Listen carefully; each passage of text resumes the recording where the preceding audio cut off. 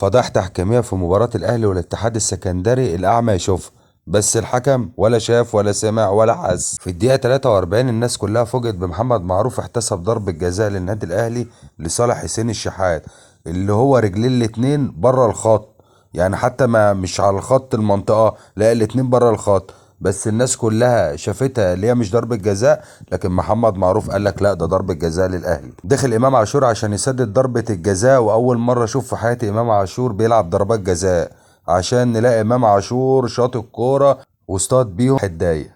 الشوط التاني محمد معروف برضو احتسب ضربة جزاء للنادي الأهلي، وعمرو السولية تصدى ليها وأحرز بيها الهدف الأول للنادي الأهلي. فجأة يحيى عطية الله كرة بتخبط في إيده في منطقة الجزاء، والحكم محمد معروف ما شافش حاجة ما سمعش حاجة، عشان ربنا يراضي نادي الاتحاد في الدقيقة 88 عشان يتعادلوا قدام النادي الأهلي، رغم أنف الحكم والحكم الفار. أنا مستغرب النهاردة اللي كولر ما بدأش بمصطفى شوبير مدرب النادي الاهلي يدعم الحارس بتاعه، ده مترشح لجائزة احسن حارس في افريقيا، وكمان يهنيه ويكافئه اللي هو لعب اول مباراة دولية بجهده. صح ولا ايه يا هلوية؟